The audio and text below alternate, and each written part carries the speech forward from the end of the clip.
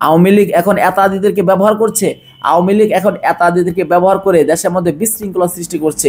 এটা 100% সত্য এবং বাস্তব, এটা তার প্রমাণ আছে। সাদ বাহিনী যে পরিকল্পিতভাবে গতকালকে রাতে হামলা করেছে তার বাস্তব প্রমাণ আপনাদেরকে দিব, এবং সাদপন্থীরা যে সাদ লীগে পরিণত হয়েছে সেটার প্রমাণও দিব। তার আগে চলেন আমরা একটা ভিডিও দেখে নিই।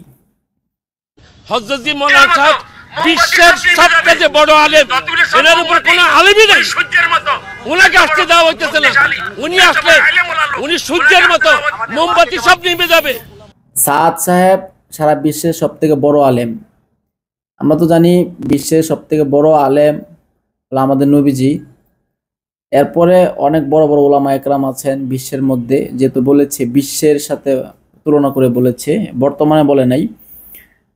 তো ইন্ডিয়াতেও তো সাদ সাহেবের বাপেরা এবং তার উস্তাদরা অনেক বড় বড় ওলামা একরামরা ছিলেন, দারুল উলুম দেওবন্দে। এই মূর্খের দলেরা এখানে আইসা আসলে ওরা মানে ফেতনা যে করে ওরা নিজেরা ওরা বোঝে না যে ফেতনা। ওই যে মুয়াজ বিন নূর, মাওলানা ওয়াসিফ, উসামা, ওদের হলো বড় উস্তাদ, ওরাই তো বাটপার চোর। তাহলে ওরা আর কি শিক্ষা দিবে? ওরা যেটা বলে ওরা তো এটাই শিখে। পরে দেখেন মোমবাতি সব নিভে যাবে। সব মোমবাতি উনি সূর্যের মতো এত বড় শক্তিশালী। আমার বাপকে এবং মাকে অথবা আমার জীবনকে যতটুকু ভালোবাসি তার থেকে আমি আমার আমিরকে বেশি ভালোবাসি। অথচ এই কথাটা বলা হয়েছে নবীজির ক্ষেত্রে, তারা এটা আমির সাহেবের ক্ষেত্রে নিয়েছে। আচ্ছা দেখেন পরে কি বলে। কাকে কিভাবে কন্ট্রোল করতে হয়, কার কিভাবে প্রতিরোধ করতে হয়, এটা আমাদের দায়িত্ব, এটা সরকারের দায়িত্ব না। আসলে কি অসুবিধা, সাদ সাহেবকে কিভাবে আনতে হয় এটা তারা জানে।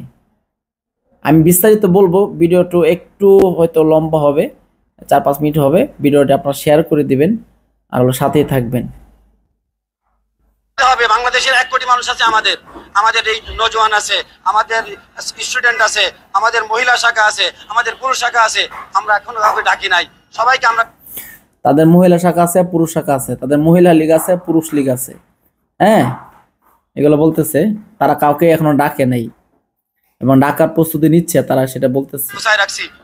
বুঝাই রাখছি যদি নাকি মাওলানা সাহেবকে আসতে না দেওয়া হয় বাংলাদেশে কি হবে সেটা ওনারা দেখেন। আমরা উশৃঙ্খল না, তবে আমরা সবাই কিন্তু শৃঙ্খলাবদ্ধ ঘরে জন্ম নিই নাই। আমরা বিভিন্ন পরিবার থেকে জায়গায় আসছি।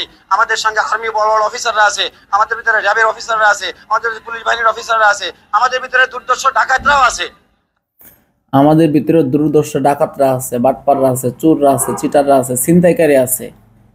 সাদ বাহিনী বলতেছে আমাদের সাথে দূরদর্শী ডাকাতরাও আছে, প্রয়োজনে তাদেরকে আমরা ব্যবহার করব। এই যে কথাবার্তা, এই যে তাদের আচরণ, এখান থেকে কি বোঝা যায় না?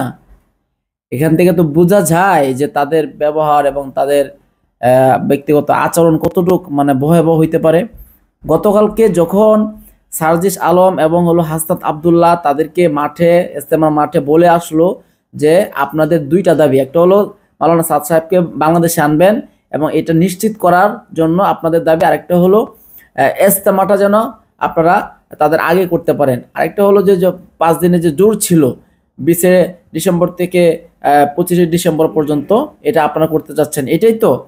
তো তারা তাদেরকে কিন্তু কনফার্ম করে নাই, ওয়াসিফ, মাওলানা ওয়াসিফ এবং ওসামা, যে তাদের এই যে ক্যাডার বাহিনী আছে তাদেরকে কনফার্ম করে বলে আসে নাই। অথচ ওসামা তার পেজের মধ্যে কি বলতেছে, মানে সে তার পেজের মধ্যে সে তার স্ট্যাটাসে বলতেছে যে আমাদেরকে সমন্বয়করা মানে আশ্বাস করেছে এবং আমাদেরকে প্রতিশ্রুতি দিয়েছে যে সাদ সাহেব বাংলাদেশে আসবে এবং আমরা 5 দিনের জোর করব। অথচ সার্জিস আলম গত এই কিছুক্ষণ আগে একটা লাইভে স্পষ্ট বলেছে যে আমি এই ধরনের কোনো কথাবার্তা বলি নাই, এই ধরনের কোনো কথা বলা আমাদের কোনো অধিকারই নাই, এটা তো বলবে রাষ্ট্র। তাহলে এখানেই দেখেন কতটুকু গরমিল। অথচ এই কথাটা ওসামা কিন্তু বলেছিল আগে আর সার্জিস ভিডিও করেছে পরে। তাহলে এখান থেকে একটা গরমিল হয়ে গেল, আর এখান থেকে প্রমাণ হয়ে গেছে যে ওরা যে মিথ্যাবাদী এবং ওরা যে নাটকবাজ, এটা কিন্তু প্রমাণ হয়ে গেছে। এরপরে কি হইল, এই হাসনাত আবদুল্লাহ তাদের থেকে বলল যে আপনারা আমাদেরকে কথা দেন, আপনারা 5 দিন জোর করে অর্থাৎ 25 তারিখ আপনারা চলে যাবেন, যদি এই কথা দিতে পারেন তাহলে আমরা আলেমদের সাথে কথা বলবো, অর্থাৎ জুবায়ের পণ্ডিতের সাথে কথা বলবো। এরপরে কিন্তু সাদ সাহেব, মাওলানা সাদ সাহেব কিন্তু সার্জিস এবং হাসনাত আবদুল্লাহ কিন্তু তারা কাকরাইলে আসে। মাওলানা মামুল হক সাহেব, মাহফুজুল হক সাহেব, আরও কাকরাইলে অনেক মুরব্বীরা ছিল, তাদের সাথে কিন্তু বৈঠকে বসে এবং এ বিষয়ে আলোচনা করে। এর মধ্যেই কিন্তু তারা সেখানে অন্যান্য আমাদের যে আলেম ওলামা ছিল, ছাত্ররা ছিল, আমজনতা ছিল, তাদের উপরে কিন্তু তারা মানে এমনভাবে অতর্কিত হামলা করে, যেটা 2018 সালে করেছিল। এর থেকে আর কি বড় প্রমাণ হইতে পারে যে তারা মানে সন্ত্রাস বাহিনী, সন্ত্রাস লীগ।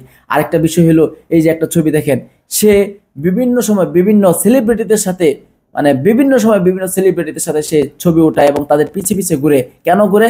তাদের মিথ্যাটাকে ঢাকার জন্য, তাদের যে ভিতরে আড়ালে যে একটা সন্ত্রাসের একটা কর্মকাণ্ড আছে এগুলো ঢাকানোর জন্য, তাদের কাছে মানে ভালো সাজার জন্য সবসময় তাদের পাশে পাশে থাকার চেষ্টা করে এবং সবসময় পায়ে পরে থাকে সবসময়। এই যে উসামা, মুফতি উসামা সবসময় এই বিভিন্ন সেলিব্রিটিদের পায়ে পড়ে থাকে সার্জিস আলম এবং হাসান আব্দুল্লাহকে তাদের বাসায় নেওয়ার জন্য মিনিমাম 20 দিন তার পিছে পিছে ঘুরছে। আর 20 দিনের মতো, 20 দিনের বেশি হবে, 20 দিনের থেকেও বেশি হবে হাসান আব্দুল্লাহকে এবং সার্জিসকে বলছে যে ভাই আপনি আমাদের একটু বাসায় আসেন। বাসায় আসলে হবে কি, তার সাথে একটু ছবি উঠাবে, এটা ফেসবুকে ছাড়বে, দেখবে যে না ওসামাদের সাথে তো সমন্বয়কদের ভালো সম্পর্ক।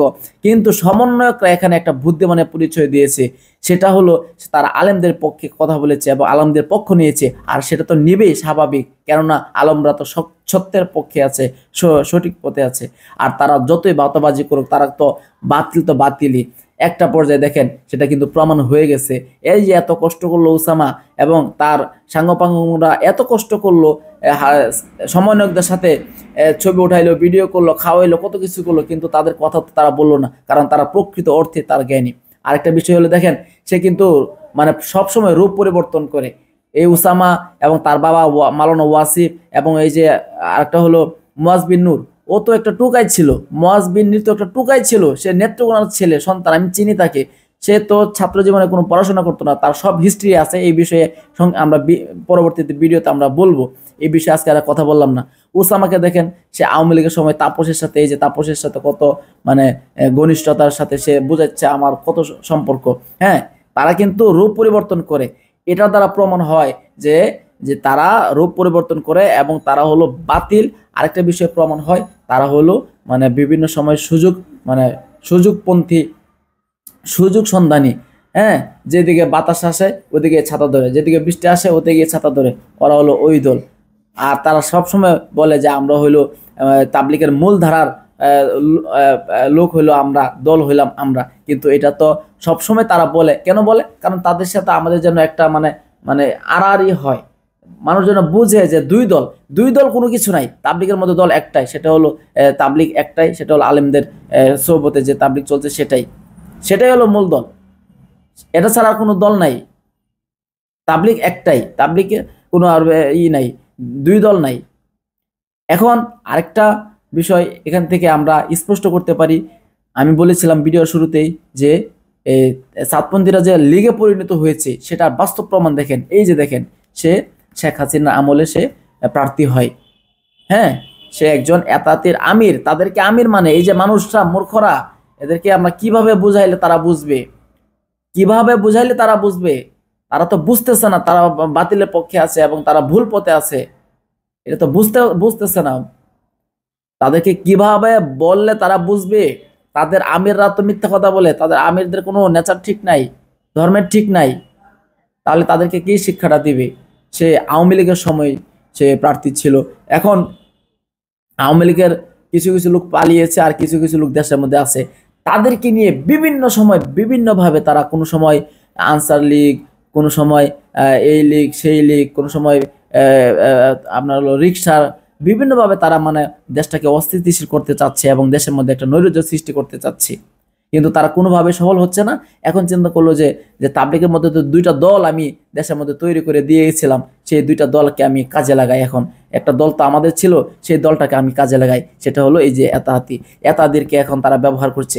আওয়ামী লীগ এখন এতাদিদেরকে ব্যবহার করছে, আওয়ামী লীগ এখন এতাদিদেরকে ব্যবহার করে দেশের মধ্যে বিশৃঙ্খলা সৃষ্টি করছে। এটা 100% সত্য এবং বাস্তব, এটা তার প্রমাণ আছে। আর এই দলটা, এতাতি দলটা, এটা আওয়ামী লীগ সরকার শেখ হাসিনা স্বৈরাচারী হাসিনাটা তৈরি করে দিয়ে গেছিল, যেন কোনো সময় কোনো অঘটন ঘটে গেলে এটা যেন এই সমস্ত জিনিসগুলো যেন তারা কাজে লাগাইতে পারে এবং তাদেরকে দিয়ে যেন তারা ব্যবহার করতে পারে। আজকে তাই করছে, আর সে ফান্দে এতাতিরা পড়ছে। আজকে আপনার কাকরায় আপনার হলো ইজতেমা ময়দানে আজকে তাজা 4টা প্রাণ চলে গেল।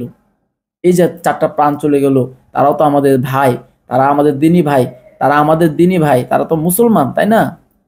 জুবাইরপন্থী, কিন্তু তারাও তো সবারই তো মানে দেশের তো একজন নাগরিক। তাহলে এই যে আমরা নাগরিক হারাইলাম, 4জন নাগরিক হারাইলাম শুধুমাত্র এই ফেসিস্ট হাসিনার কারণে, আর তার সংগঠিত রেখে যাওয়া তার এই দল এতাতির কারণে। এর তীব্র নিন্দা জানাই, এবং যারা এর সাথে সংশ্লিষ্ট আছে এদের প্রত্যেকের ফাঁসি দিতে হবে, আর এই এতাতিকে নিষিদ্ধ ঘোষণা করতে হবে এতাতিকে। বাংলাদেশে কোনো এতাতি চলবে না, চলতে পারে না, কারণ এরা হলো আওয়ামী লীগের দোসর, এটা প্রমাণ হয়ে গেছে, 100% প্রমাণ হয়ে গেছে। ভালো থাকবেন, ভিডিওটি শেয়ার করে